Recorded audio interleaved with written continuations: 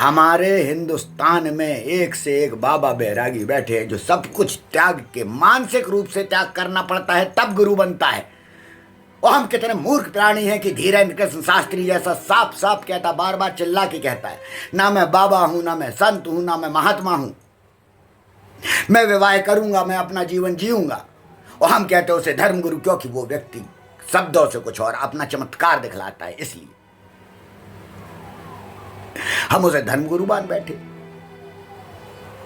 हमारे कैसे कैसे स्थानों में कैसे कैसे बाबा बैठे हैं, लेकिन बस कमी इस बात की है कि वो चमत्कार को देख के उनके चरणों में गिर गए।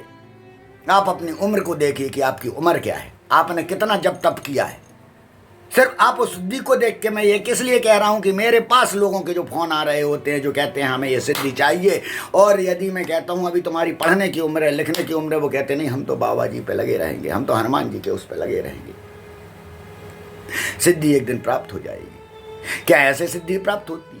क्या ऐसे लोग के पास सिद्धि प्राप्त है? आप इन सब का बैकग्राउंड में कह रहा हूं, न्यूज चैनल वालों से जितने भी दरबार लगा रहे हैं सबका आप बैकग्राउंड पूरा आप निकाल के लिख दीजिए और दिखा दीजिए कि सब कौन सी कैसी स्थिति में थे और किस प्रकार से इन्होंने आडंबर के द्वारा पर्चा बनाना चालू किया।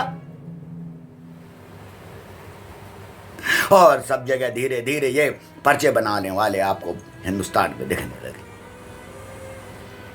बिल्कुल बनाएं, बिल्कुल भाग बताएं, बिल्कुल लोगों का उपचार करें,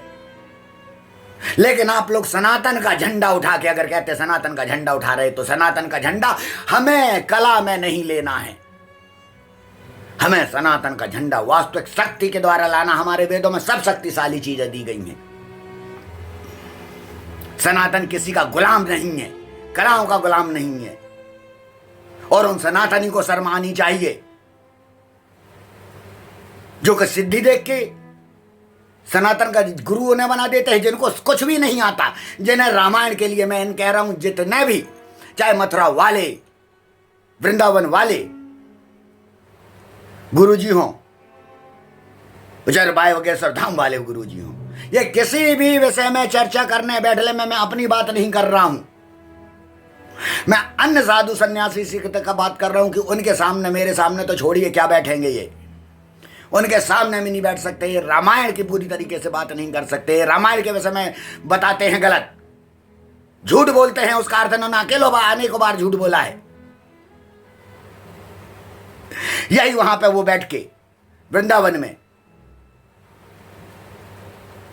तो उनने भी झूठ बोला, उन्हें भी टोका गया, पर चमत्कार के पीछे हम सब कुछ खोने को तैयार हो गए हैं।